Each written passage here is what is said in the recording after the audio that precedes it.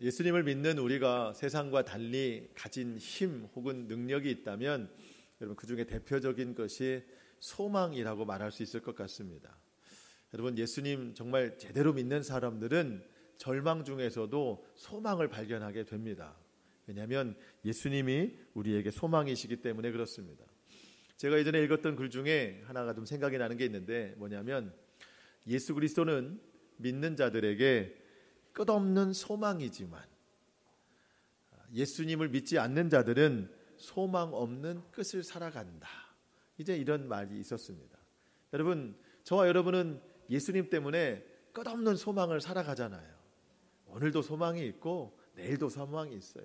당장 오늘 어떤 일이 잘 안 됐더라도 예수님 생각하면 소망이 생기잖아요.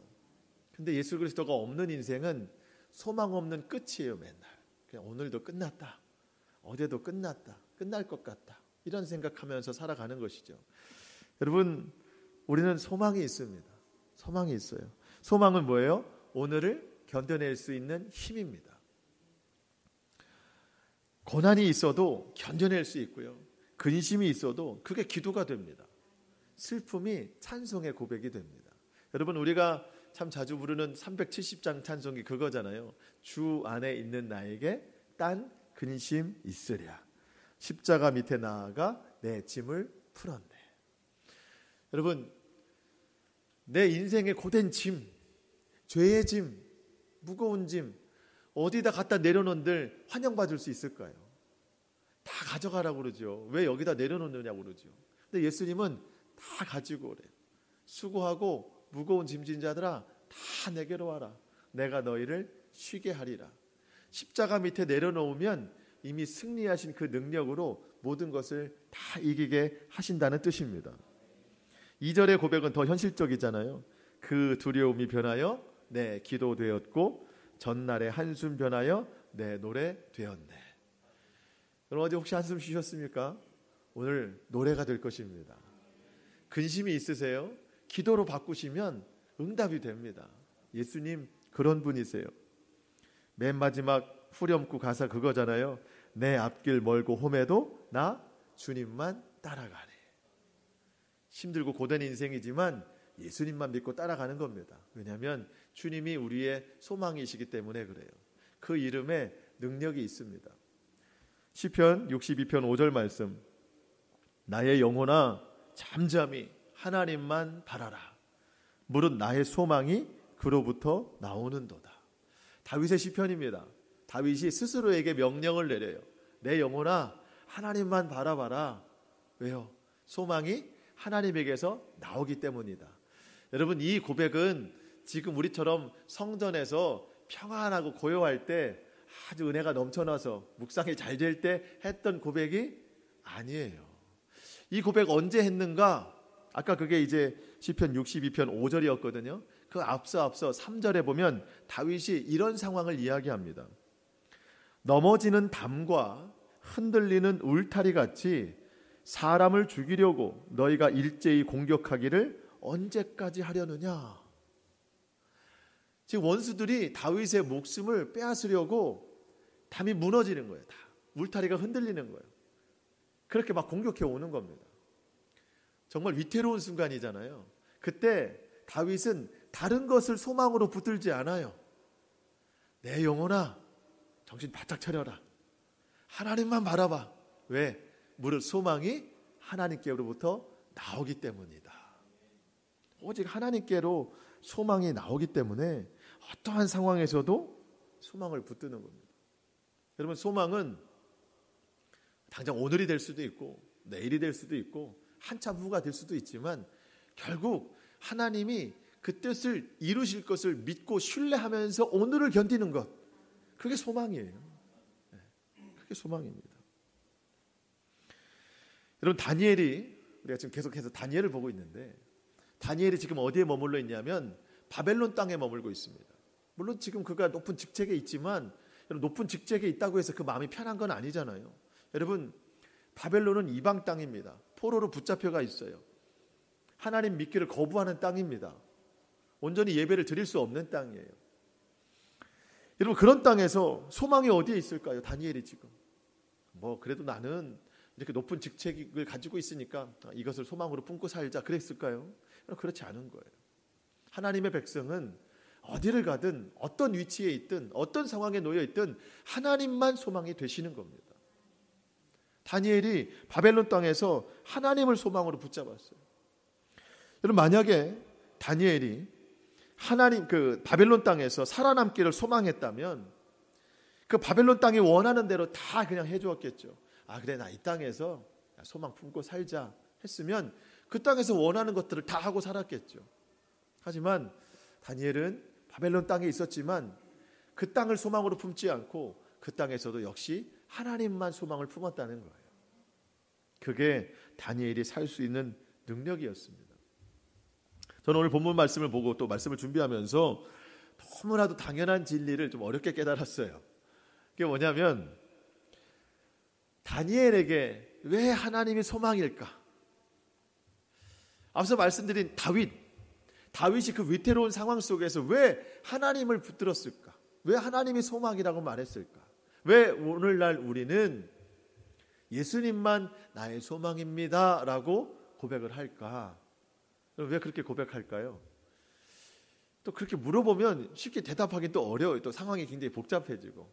근데 이 간단한 진리를 또 깨달았는데 하나님이 왜 우리에게 소망이 되실까 했을 때 하나님이 우리에게 소망을 주시기 때문이에요. 소망을 주시기 때문이에요. 좀 더 정확하게 말하면 하나님이 우리에게 소망의 메시지, 소망의 말씀을 주시기 때문입니다. 그래서 내가 하나님을 소망이라고 여기는 거예요. 예수님 그 자체도 우리에게 소망이시지만 더 구체적으로 보면 예수님이 우리에게 말씀을 주시거든요. 그 말씀이 소망이기 때문에 예수님을 소망이라고 부르는 겁니다. 그런 의미에서 오늘 다니엘 8장 여러분 읽으시면서 잘 이해 안 되셨겠지만 접근할 수 있는 방법은 이거예요. 하나님이 바벨론에 살고 있는 다니엘에게 소망의 말씀을 주신 거구나. 이 말씀 붙들었구나 라고 깨달으면 됩니다. 근데 그것을 환상으로 보여주셨다는 겁니다.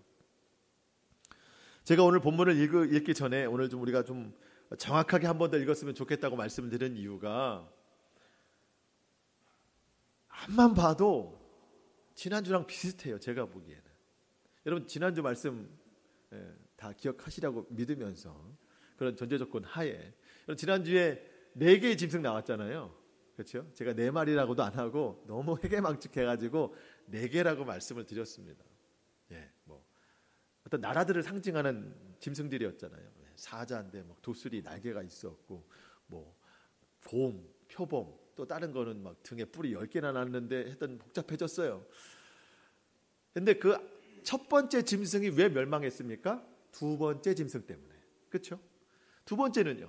세 번째 때문에 멸망했고 네 번째 때문에 멸망했고 네 번째는 작은 뿔 때문에 점령을 당했고 여러분 기억이 나시죠? 오늘도 또 짐승이에요. 동물의 왕국도 아니고 왜 이렇게 계속 짐승만 나오는가? 오늘은요 2마리 나와요. 그나마 좀 축소돼가지고 2마리인데 첫 번째 나오는 짐승은 숫양이에요. 양인데 순양입니다. 이 순양을 무너뜨리는 것은 두 번째 짐승인데 두 번째 짐승은 숫염소예요. 또 염소. 동물은 좀 달라졌어요. 근데 이 동물들이 뜻하는 그 해석하는 바는 지난주랑 똑같아요. 어떤 나라가 있었고 그 나라가 왕성할 때 다음 나라가 이 전의 나라를 제패해버리는 똑같은 해석이 오늘 반복이 된다는 거예요. 지난주에 첫 번째 짐승은 바벨론이었습니다. 두 번째 짐승은 바데 또 페르시아 이 민족이었습니다. 세 번째는 헬라였고 그 다음은 로마였습니다. 차례차례 밀려가잖아요. 자, 오늘 나오는 이 순양과 순염소는 두 번째, 세 번째 나라예요. 페르시아와 헬라. 이 두 나라를 집중적으로 이야기를 하고 있는데 어쨌든 지난주랑 크게 다르지 않아요. 저는 궁금해졌습니다. 왜? 다르지 않은 내용을, 비슷한 내용을 똑같이 이렇게 기록을 했을까? 성경이 기록을 했다면 뭔가 특별한 의미가 분명히 있을 텐데 굳이 이렇게 똑같은 비슷한 꿈을 동물만 다르게 해가지고 또 기록을 했을까? 여러분 궁금하시죠? 예, 궁금하신 표정이신데 저는 궁금했어요. 왜 이렇게 했을까? 근데 표면적으로 드러나는 것은 동물만 달라졌지 우리가 깨달을 수가 없는 거예요. 이걸 좀 연구를 해보니까 이 글이 쓰여진 언어의 차이가 있다는 것을 볼 수 있었어요. 언어의 차이. 다니엘서의 특이한 점은 두 언어로 기록됐다는 것이 차이가 있습니다. 그러니까 여러분들 이제 한국말로 기록이 되어 있는데요 라고 말씀하시면 더 이상 제가 드릴 말씀이 없습니다. 여러분 다니엘서가 본래 기록됐을 때는 1장부터 2장 3절까지는 히브리어로 기록이 되어 있습니다. 한번 기억해 보세요. 히브리어. 유대인들이 쓰는 언어로 1장부터 2장 3절까지 기록이 되어 있습니다. 2장 4절부터 지난주 7장까지는 아람어, 헬라어, 쉽게 말하면 세상말로 기록이 되어 있다는 거예요. 세상말로. 오늘 8장부터 맨 끝장까지는 다시 히브리어로 기록이 되어 있는데 이 말은 유대인들, 쉽게 말하면 믿는 사람들이 보는 글이라는 거예요. 중간은 세상말로 된 글이라는 겁니다. 자, 그러면 이해가 될 수 있습니다. 지난주에 내 짐승, 그 꿈 이야기는 세상 사람들 보라고 쓴 글이에요. 오늘 이 두 짐승의 환상은 믿는 사람들이 보라고 쓴 글이라는 겁니다. 이런 차이가 있다는 거예요. 왜 비슷한 것을 또 썼을까 했을 때 이 언어의 차이가 있는 겁니다. 그러면 왜 두 언어로 썼을까? 먼저는 히브리, 믿는 사람들을 위해서 썼다는 그 증거. 왜 그렇게 썼을까? 여러분, 지금 유대인들이 어디에 살고 있다고요? 바벨론에 살고 있습니다. 포로로 살고 있어요. 얼마나 힘들어요. 고난 중에 있습니다. 소망이 없어요. 눈에 보이는 건 다 무너졌습니다. 언제 끝날지 몰라요. 자유가 없습니다. 그때 하나님이 소망이 되시는 이유는 뭐라고요? 하나님이 소망의 말씀을 주시기 때문에. 이 말씀을 주셔서 어렵고 힘들지만 잘 견뎌내라. 때가 되면 하나님의 놀라운 승리, 완전한 승리가 분명히 있을 것이니까 그때까지 이 위로의 말씀, 소망의 말씀을 붙잡고 견뎌내라는 거예요. 여러분, 우리가 그 히브리 언어로 기록된 그 의미를 우리가 알아야 됩니다. 여러분, 우리가 살아가는 이 땅은 바벨론과 똑같아요. 힘들고 어려운 삶입니다. 예수님이 말씀하셨어요. 우리가 살아가는 믿음의 길은 좁고 험한 길이다. 넓고 편한 길이 아니에요. 그런데 왜 굳이 우리가 이 믿음의 길을 찾아서 이 길을 가야 됩니까? 이유는 하나예요. 이 길만이 생명의 길이기 때문에. 이 길만이 생명의 길이기 때문에. 우리는 그래서 예수님이 주시는 그 소망의 말씀을 붙잡고 그 길을 가야 된다는 겁니다. 다니엘서가 히브리 언어로 기록된 것은 고통 중에 있는 유대 민족들, 오늘날로 말하면 이 세상을 살아가는 우리 그리스도인들에게 소망을 붙잡고 끝까지 견뎌내라. 그러면 그리스도께서 분명한 승리를 주신다. 그때까지 믿고 나아가려는 소망의 말씀을 우리에게 주셨다는 겁니다. 이 의미를 우리가 깨달아야 되는 겁니다. 또 한 가지, 그러면 왜 2장 4절부터 지난주 7장까지는 아람어, 세상말로 기록이 되어 있는가? 의미가 있어요. 세상에게 선포하는 겁니다. 이 세상 사람들아, 이 세상의 거대한 민족들아, 당신들이 이 세상의 주인 같지만, 당신들이 이 세상에서 떵떵거리고 형통하는 것 같지만 하나님이 온 우주의 주인이시며 하나님이 만왕의 왕이 되시며 하나님이 우리 인생의 주인이 되신다. 하나님을 믿는 백성들을 아무리 세상이 저 불구덩이 속에 집어넣어도, 사자굴 속에 집어넣어도 하나님이 그들을 지키시고 하나님이 그들을 보호하시는 것을 봐라. 하나님이 주인이시다. 이것을 온 세상에게 선포하는 것입니다. 우리는 이 히브리 언어로 기록된 의미와 아람어로 기록된 이 두 가지 의미를 우리가 받아들여야 됩니다. 물론 우리는 성경책이 이 두 가지 언어로 기록되지 않고 한국말로 기록되어 있지만 단지 한국말로 기록됐다는 의미로만 그것만 가지고 해서는 안 되고, 히브리 언어로 기록된 의미, 또 아람어로 기록된 의미, 이것을 다 품고 살아야 돼요.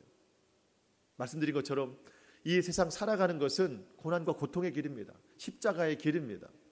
그렇지만 왜 우리가 이 길을 가야 되느냐? 그 길만이 생명의 길이기 때문에 그렇습니다.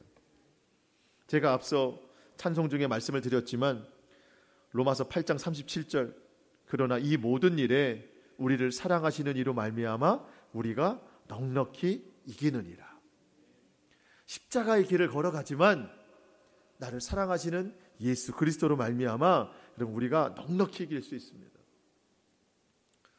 우리가 이 믿음을 가지고 이 세상을 살아가야 된다는 겁니다. 세상 말로 기록이 된 이 다니엘서 중간 부분, 우리도 똑같이 선포해야 됩니다. 뭐라고 선포합니까? 우리 하나님이 이 땅의 주인이십니다. 우리 하나님이 우리 인생의 주인이십니다. 하나님을 떠나서는 멸망밖에 없습니다. 하나님의 세상을 이처럼 사랑해서 우리에게 독생자를 주셨으니 그를 믿는 자는 영원히 멸망치 않고 영생을 얻게 하십니다. 세상 모든 사람들아 이 진리를 들으십시오라고 우리가 외쳐야 된다는 거예요. 그 외침이 다니엘 중간 부분이라는 거예요. 오늘날 이 외침을 누가 하면서 살아야 됩니까? 하나님의 구원을 입은 저와 여러분의 입술을 통해서 이것이 증거가 되어야 된다는 거예요. 우리는 과연 이 외침을 얼마나 하면서 살아가는가? 히브리 말로 기록된 그 의미를 얼마나 깨닫고 살아가고 세상 말로 기록된 그 의미를 얼마나 선포하면서 살아가는가를 오늘 다시 한번 우리가 점검을 좀 해보자는 겁니다. 구체적인 본문의 의미를 좀 살펴보겠습니다. 오늘 1절에 보니까 환상을 본 때가 벨사살 왕 제3년이래요. 지난주 7장에서는 벨사살 왕 제1년 원년에 꿈을 꿨는데 한 2년 정도가 지난 후에 여러분 환상을 보여주셨습니다. 하나님이 환상을 보여주셨습니다. 다니엘은 지금 바벨론 안에 몸이 거하고 있는데 환상 중에 보니까 자신의 몸이 어디에 가 있냐면 2절에 보니까 엘람 지방 수산성 을레 강가에 내가 서 있더라. 지금 몸은 바벨론에 있는데 환상 중에 자기가 서 있는 모습은 어떤 강가에 서 있더라는 겁니다. 강가에서 서 있더라는 거예요. 자, 거기서 어떤 환상이 보여졌는가? 앞서 말씀드린 이제 두 짐승 이야기가 나오는데 첫 번째 짐승이 나오는데 숫양입니다. 3절 말씀 한번 같이 읽어보겠습니다. 3절입니다. 시작. 내가 눈을 들어 본즉 강가에 두 뿔 가진 숫양이 섰는데 그 두 뿔이 다 길었으며 그중 한 뿔은 다른 뿔보다 길었고 그 긴 것은 나중에 난 것이더라. 아멘. 자, 여러분 숫양입니다. 숫양. 숫양은 뿔이 있겠죠. 숫양은 뿔이 있잖아요. 여기 성경에 나오는 숫양도 뿔이 있는데 뿔이 양쪽에 대칭으로 본래 되어 있는데 한쪽이 더 길더랍니다. 월등하게. 그러면서 이 두 뿔이 동시에 나온 게 아니고 하나가 먼저 나오고 다음 게 나중에 나왔는데 이 나중 나온 뿔이 비대칭이 된 거야. 더 길더랍니다. 이 뿔, 이 짐승이 상징하는 것은 말씀드린 것과 같이 지금 머물고 있는 이 바벨론을 정복한 메대와 바사 제국, 그러니까 페르시아 제국을 뜻하는 거예요. 이 두 나라가 연합해서 바벨론을 무찔렀거든요. 그러니까 두 뿔이 있는 거예요. 두 뿔이. 근데 한쪽 뿔이 어떻게 됐다고요? 더 길어졌다. 그러면 이 두 나라 사이도 영원한 동맹이 안 된다. 둘 중에 하나가 더 권력이 세진다는 뜻이잖아요. 결국 페르시아가 이 두 나라 중에 패권을 가져가게 된다는 겁니다. 어쨌든 이 숫양이 얼마나 권세가 센지 아무도 당해낼 짐승이 없더라는 겁니다. 온 사방을 다 휘젓고 다니더라는 거예요. 근데 이제쯤 되면 우리가 이제 예상할 수 있잖아요. 이제는 이 숫양도 오래 간다 못 간다? 못 간다. 이 정도는 이제 우리가 다니엘을 보면서 예상할 수 있는 거예요. 숫양도 오래 못 간다. 왜? 두 번째 짐승이 나타나기 때문에. 두 번째 짐승은 여러분 숫염소예요. 숫염소. 숫염소를 제가 잠깐 표현해 보겠습니다. 여러분 숫염소인데 눈과 눈 사이에 현저한 뿔이 있대요. 그러니까 여기 막 이마에 뿔이 있는 겁니다. 뿔이 있어요. 뿔이 있습니다. 이 뿔을 가지고 온 세상을 휘젓고 다니는데 여러분 놀라운 것은 발이 보이지 않을 정도로 엄청 빠르다는 거예요. 여러분 이런 장면 어디서 보셨어요? 만화 영화에서 보셨잖아요. 만화 영화에서 막 발이 엄청 빠르게 막 그렇게 하는 그런 이 만화 영화에서나 볼 법한 이 장면이 오늘 성경에 기록이 됩니다. 5절 말씀 제가 읽어보겠습니다. 5절 말씀. 내가 생각할 때에 한 숫 염소가 서쪽에서부터 와서 온 지면에 두루 다니되 땅에 닿지 아니하며, 땅에 닿지 않죠. 그 염소의 두 눈 사이에는 현저한 뿔이 있더라. 굉장히 빠르고 이 눈 사이에 뿔이 굉장히 큰 게 있는데, 이것이 이제 뭐 물론 숫 양은 물론이고 모든 것을 다 이겨낸다는 겁니다. 여러분, 이것은 헬라 제국을 뜻해요. 헬라.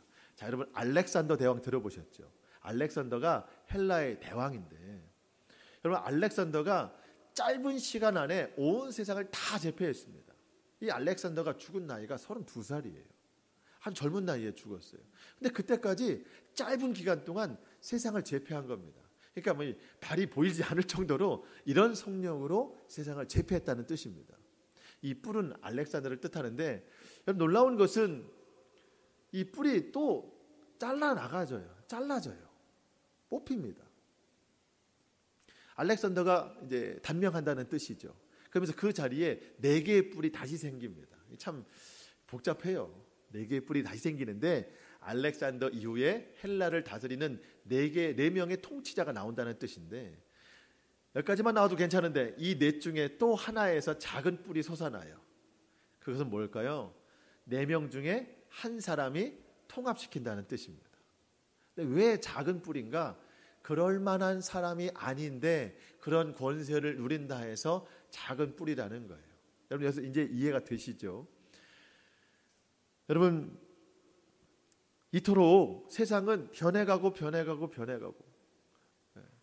나라가 성공하는 것 같지만 다음 나라에 의해서 또 붙잡히고 또 멸망당하고 짓밟히고 이런 것이 계속 반복이 된다는 것입니다. 자, 여러분, 숫 염소 굉장한 파워, 권세를 가졌는데, 여러분 이 권세는 스스로 갖게 된 것일까요? 하나님이 일정 기간 동안 허락하신 걸까요? 예. 다니엘서를 이제 오래 하다 보니까 이제 다니엘처럼 우리가 지혜로워졌어요. 예.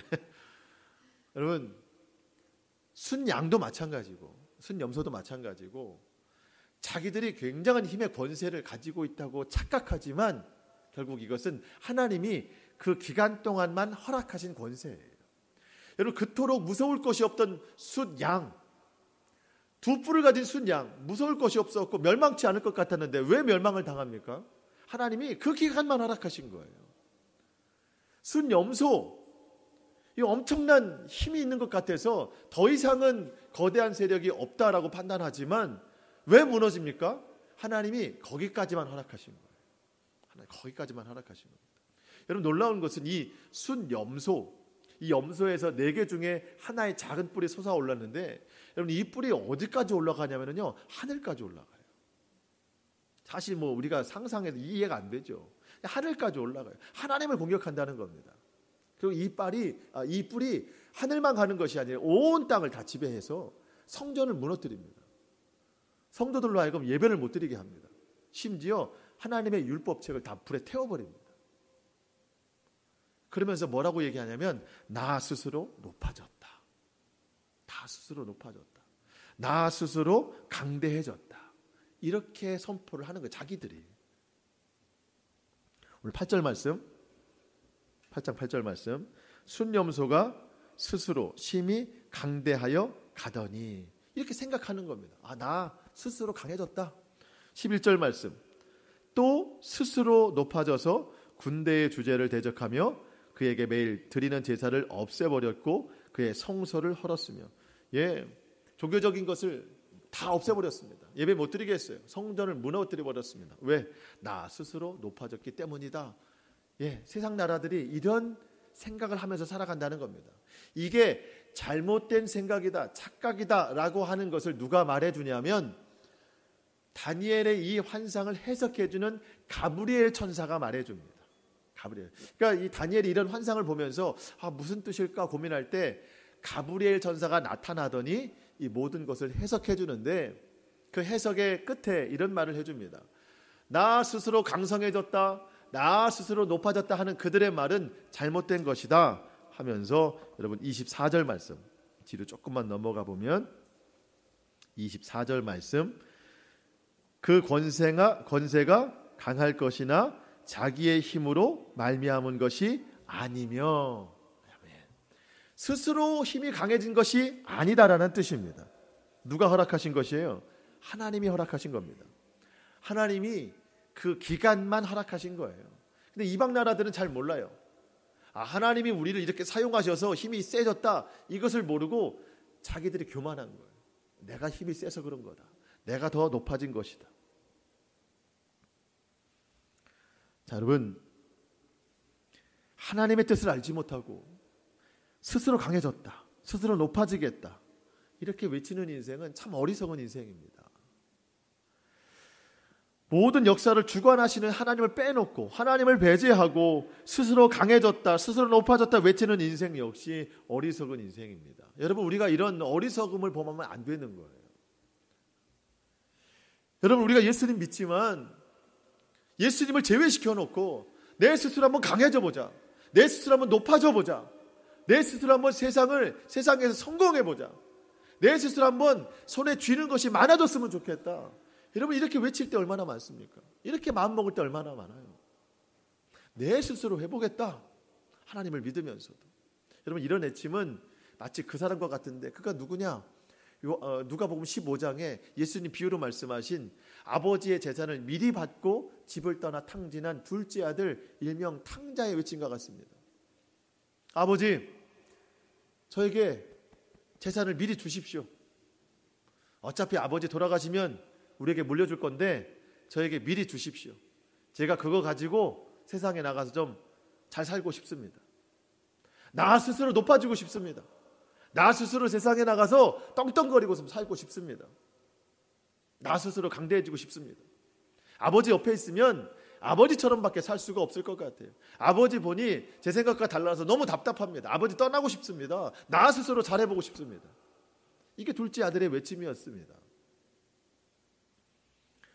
우리 하나님 믿고 예수님 따르면서 제외시켜놓고 나 스스로 잘해보겠다고 세상에서 그렇게 교만한 삶을 살지는 않았는가, 우리가 생각을 좀 해봐야 되는 겁니다. 여러분, 둘째 아들의 최후 어떻게 됐어요? 누가복음 15장 13절 이하. 둘째 아들이 재물을 다 모아가지고 먼 나라에 가서 거기서 허랑방탕하여 재산을 낭비하더니 다 없앤 후 그 나라에 크게 흉년이 들어 그가 비로소 궁핍한지라. 가서 그 나라 백성 중 한 사람에게 붙여 사니 그가 그를 들로 보내어 돼지를 치게 하였는데 그가 돼지 먹는 쥐염 열매로 배를 채우고자 하되 주는 자가 없더라. 돼지가 먹는 음식조차도 주는 자가 없었습니다. 여러분, 하나님을 떠나서 스스로 강대해지고 스스로 높아지고자 하고 결단하는 그런 교만한 사람들에게 주시는 하나님의 이 모습, 이 결과 상징적으로 우리에게 보여주는 거예요. 저와 여러분은 하나님의 자녀입니다. 하나님의 자녀는 하나님을 제외시켜 놓고 생각할 수가 없어요. 여러분, 스스로 할 수 있는 게 없습니다. 스스로 한다 치면 결과에 상관없이 그때부터는 교만이에요. 하나님의 자녀가 어떻게 하나님을 배제시켜 놓고 스스로 강대해지겠다, 스스로 높아지겠다, 그렇게 말할 수 있겠습니까?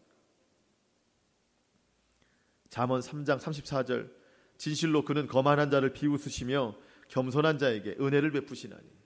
여러분, 우리 겸손해야 됩니다. 가장 큰 겸손은 예수님 붙드는 거예요. 그러면 우리에게 은혜를 더하여 주십니다. 여러분, 우리 삶에서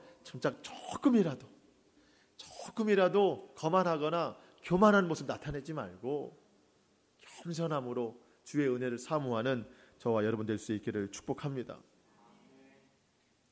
그 작은 뿔이 막 솟아올라서 하늘까지 올라갔다고 그랬죠. 그 작은 뿔이 세상의 모든 성전들을 다 무너뜨렸습니다. 주의 백성들 예배를 드리지 못하게 했습니다. 여러분, 이것은 지금 바벨론 시대가 아니고요, 앞으로 일어날 시대를 이야기하는 겁니다. 환상을 보여주는 거잖아요. 지금 당장 바벨론에서 예배를 못 드리는 거 어쩌면 그럴 수 있어요. 하지만 다시 본국으로 돌아가요.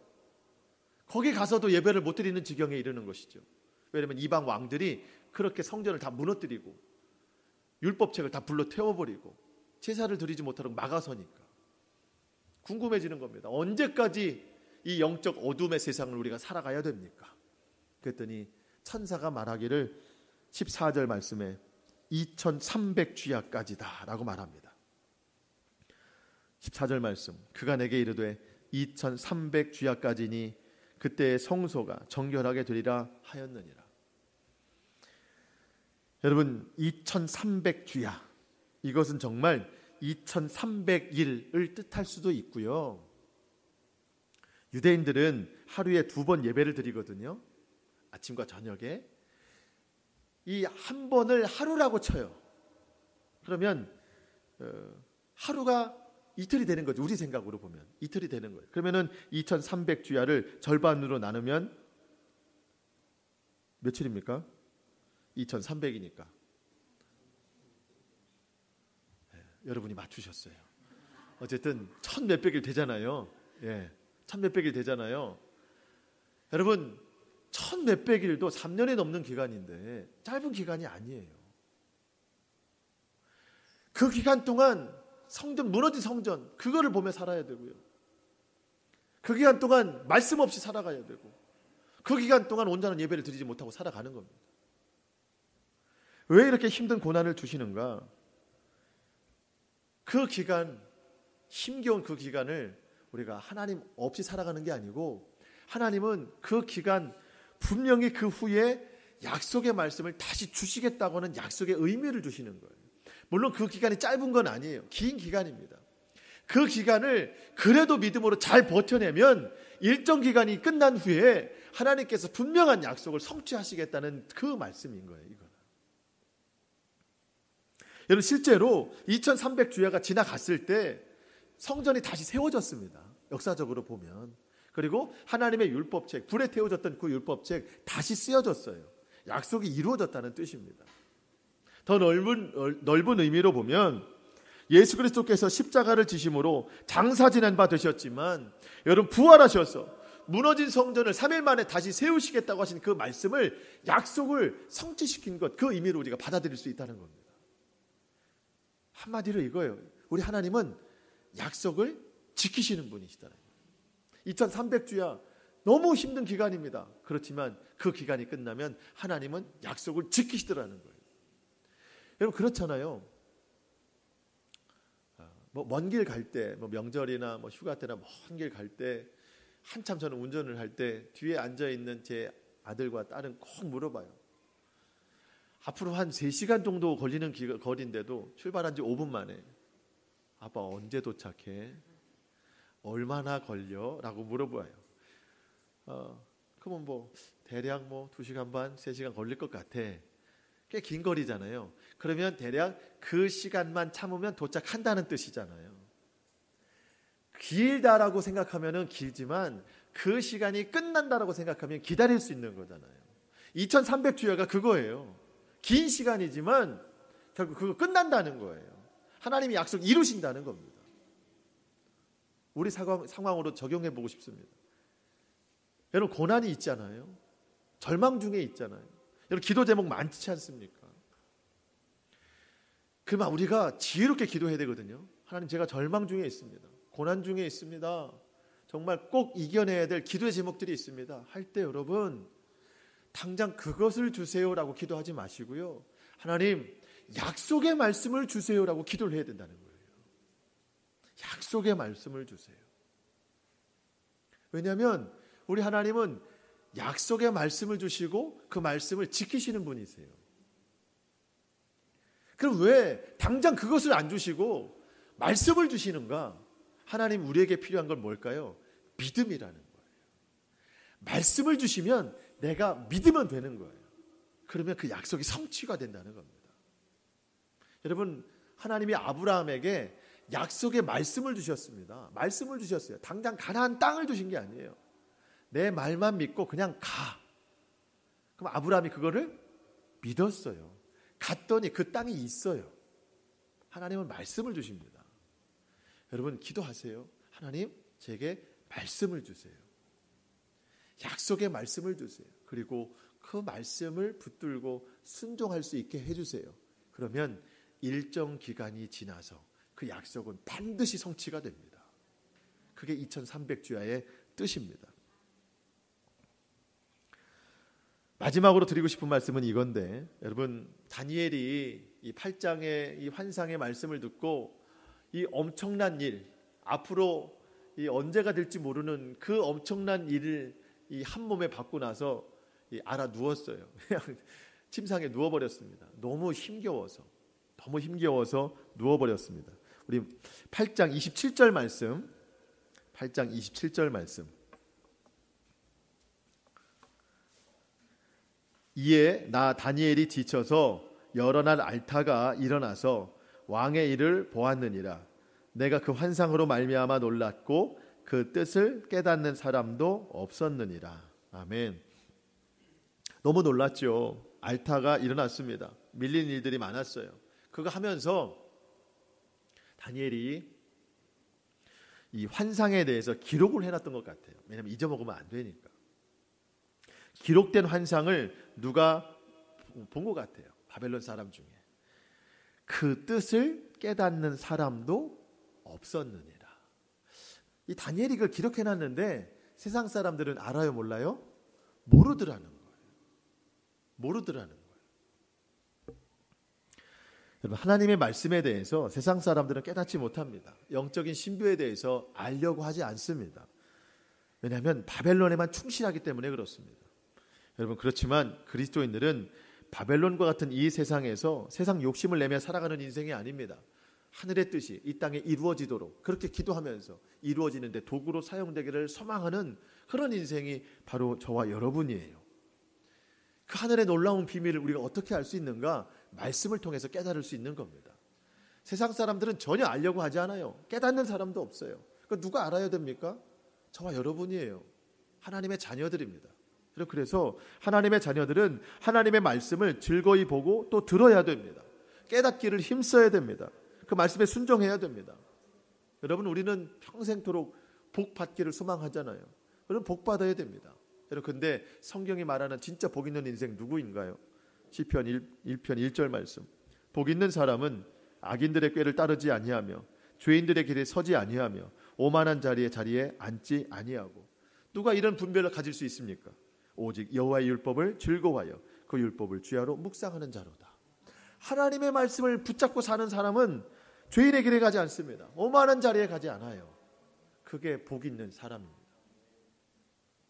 삶에서 주시는 구체적인 축복. 3절 말씀. 그는 시냇가에 심은 나무가 철을 따라 열매를 맺으며 그 잎사귀가 마르지 아니한 같으니 그가 하는 모든 일이 다 형통하리로다. 아멘. 우리 너무 좋은 말씀이에요. 내가 하는 모든 일이 다 형통하는구나. 여러분, 성경이 말하는 형통의 의미를 깨닫고 싶습니다.